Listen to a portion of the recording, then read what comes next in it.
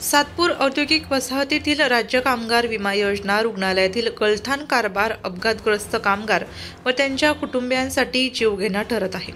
बुधवारी रात्री 9 वाजेच्या सुमारास हाताचे बोट तुटलेल्या एका कामगाराच्या चिमुकलीवर गुरुवारी सकाळी 11 वाजेपर्यंत उपचार करण्यात आले नाही।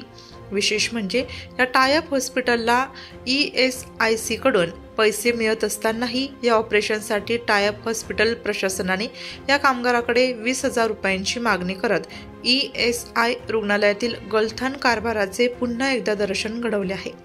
सातपूर येथे राज्य कामगार विमा योजना रुग्णालय ESI हॉस्पिटल आहे। हे रुग्णालय पूर्णपणे विमा रुग्णालय आहे। कामगारांच्या आरोग्यासाठी उद्योजक वर्गाकडून ESIC ला महिन्याला 13 कोटी अर्थातच वर्षाला 156 कोटी रुपये देऊनही कामगारांचे आरोग्य मात्र अंधातरीच असल्याचे चित्र आहे। या पैशातून कामगार रुग्णांना अत्याधुनिक व दर्जेदार सुविधा देणे आवश्यक आहे। विमा रुग्णालय असल्यामुळे हा कामगारांचा प्रथम अधिकार असताना राज्य शासनाचे दुर्लक्ष व स्थानिक पातळीवरील गलथान कारभाराचा फटका कामगारांना बसत आहे। सातपूर औद्योगिक वसाहतीत काम करणाऱ्या योगेश देशले या कामगाराच्या 2 वर्षाच्या चिमुकलीचे रात्री 9 वाजेच्या सुमारास घरात खेळत असताना दरवाजात बोट चिमटले।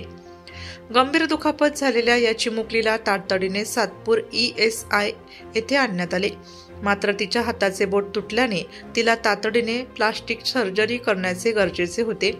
ESI रुग्णालयाने त्यांना शहरातील टायअप हॉस्पिटल असलेल्या शहा हॉस्पिटलला पाठवले, मात्र ऑपरेशनसाठी या चिमुकलीच्या वडिलांकडे 20,000 रुपयांची मागणी करण्यात आली। पैसे नसल्याने ऑपरेशन करण्यास टाळाटाळ करण्यात आली।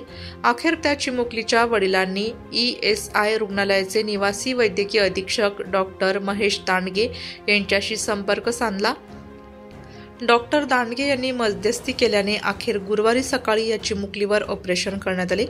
दरम्यान देसले यांनी राज्य कर्मचारी विमा महामंडळाचे जिल्हा समिती सदस्य कैलास मोरे यांच्याशी संपर्क साधत तक्रार केली। मोरे यांनी कामगारांना सोबत घेत ESIच्या वैद्यकीय अधीक्षक सरोज जवांदे यांचे कार्यालय गाठत त्यांना जाब विचारला। यावेळी जवांदे यांनी कामगारांकडून शहा हॉस्पिटल विरोधात लेखी तक्रार लिहून घेतली। प्लास्टिक सर्जरी जे टायअप आहे शहा हॉस्पिटल यांनी न घेतल्याबद्दल मी त्याच्याबद्दल हे करते की मला थोडं वाईट वाटते की त्यांनी चुकीचं केलं जे काही पैशाची मागणी केली।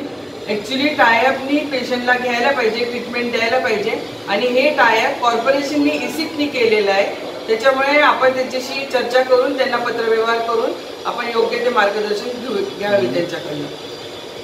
कैलास मोरे जे काय त्यांनी बरेच आरोप प्रत्यारोप करण्याचा प्रतिक्रिया म्हणजे काय सांगतो? माझ्यावर आरोप करून काही फायदा नाही, कारण कॉर्पोरेशनची डायरेक्ट माझा कॉन्टॅक्ट नाही। माझे कमिशनर साहेब आहे त्यांच्याशी कॉन्टॅक्ट येतो कॉर्पोरेशनचा आणि जे काही मीटिंग्स होतात ते ESIC कमिशनर आणि ESIS कमिशनर मध्ये मीटिंग्स होतात आणि डायरेक्ट तो आम्हाला पत्रव्यवहार होतो। जो काही पत्रव्यवहार मी करेल तो माझ्या डायरेक्टरला करेल आणि त्याच्या थ्रू ते क्लिअर होईल। भरपूर टायप हॉस्पिटल होते जी आपली लिस्ट होती त्यातले बऱ्यापैकी हॉस्पिटल टायप हॉस्पिटलून वगळण्यात आले, तसं काय करतात? सर्व्हिस होते ते टायप हॉस्पिटल जे सर्व्हिस देतात, जे बिलिंग आहे त्यांनीच अप्लाय केलेलं आहे आणि तेच हे करतात। त्यांचे बिल पास होत नव्हते अशी तक्रार आहे किंवा चर्चा होते की त्यांचे बिल पास बिल या लेवलला कुठलेच बिल कॉर्पोरेशनचे टर्शरी लेवलचे इथे होत नाही। सगळे टर्शरी लेवलचे बिल ESIC कॉर्पोरेशन मुंबईला होतं, SMO थ्रू सगळ्या गोष्टी होतात। तुमच्या लेवलला देखील काम होत नसल्यासमोर आरोप केला? नाही, आमच्याकडे सगळे लेवलला सगळे व्यवस्थित कामं होतात। रेफरन्सचे पेपर रेग्युलरली बनले जातात। 4-4 दिवसांनी कुठलाही पेपर थांबले जात नाही। उलट 24 आवर्सचं त्यांना गॅप दिलेली आहे सगळे कागदपत्र अपडेट करून आणायला। काल रात्री दिव्यांशू देसले म्हणून एका 2 वर्षाच्या मुलीचा दरवाजात बोट अडकून ॲक्सिडेंट झाला होता, तिचा बोट तुटला होता। त्याच अनुषंगाने त्या त्या कामगाराची पूर्ण फाईल व्यवस्थित असल्याने सुद्धा ते ESIला गेले। ESIने त्यांना शहा हॉस्पिटलला रेफर केलं होतं, पण जेव्हा तिथे रेफर केलं तेव्हा त्या शहा हॉस्पिटलने 4 तास त्यांना उपचार देण्यास नकार दिला की ते म्हटले की तुमचे 20,000 भरा, 20,000 द्या आणि तेव्हाच आम्ही उपचार देऊ। आणि प्रायव्हेटमध्ये त्याच पेशंटला प्रायव्हेट हॉस्पिटलने 10,000 रुपये सांगितले होते की 10,000 घ्या, परंतु त्या मुलाकडे त्या कामगाराकडे पैसे नसल्यामुळे त्यांनी ESI थ्रू शहा हॉस्पिटलला गेले, पण शहा हॉस्पिटलने त्या 2 वर्षाच्या मुलीला 4 तास ट्रीटमेंट दिली नाही। आणि याचंच जेव्हा आम्ही या ESI हॉस्पिटलला विचारलं की असं का होतं आहे. तर ESI हॉस्पिटलनी सांगितलं की हा प्रश्न सेंट्रलचा आहे आणि वास्तविक सेंट्रलचा इथे काहीही संबंध नाही. खरं तर हे सगळं जे मेडिकल उपचार आहेत हे त्या हॉस्पिटलने दिलं पाहिजे, परंतु ते लोक अक्षम आहेत. त्यांच्याकडनं त्यांच्या खुर्च्यांचा जो अधिकार आहे तो सांभाळला जात नाही, त्यांच्यात ती ताकद नाही आहे आणि त्यामुळे एक नव्हे तर हजारो कामगारांना हा प्रश्न येतो आहे. आधार लिंकच्या नावाने असो किंवा त्यांचे बिल जे आहेत त्या हॉस्पिटलचं म्हणणं असं की आम्हाला बिल भेटत नाही आणि हे कामसुद्धा हे लोक करत नाही, त्यांचं बिल पण देत नाही. त्याच्यामुळे त्यांना आधार लिंकवर अडवणूक करतात, प्रत्येक गोष्टीला अडथळा निर्माण करतात. त्यामुळे हजारो कामगार हे वेठीस धरले गेलेले आहेत आणि म्हणून आम्ही त्या संबंधित जाब विचारायला जेव्हा त्यांच्याकडे गेलो त्यांनी आम्हाला उलटं सुलटं उत्तर देऊन ESICचा संबंध आहे, आमचा काही संबंध नाही अशा स्वरूपाचं त्यांनी आम्हाला उडवाउडीचे उत्तर दिले. आणि आम्ही आजच त्यांना सांगतो, सगळे कामगारांच्या प्रति मी त्यांना आज 100% त्यांना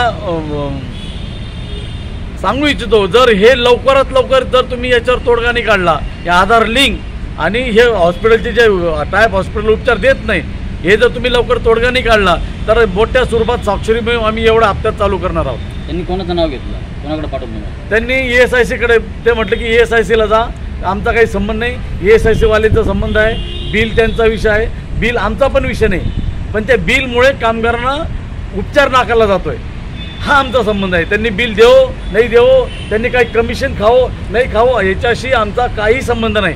कामगारांना उपचार मिळावा हाच आमचा पहिला हेतू आहे.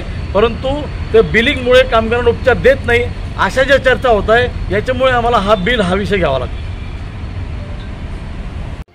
नाशिक लोकशाही न्यूजसाठी रमेश खरात, सातपूर.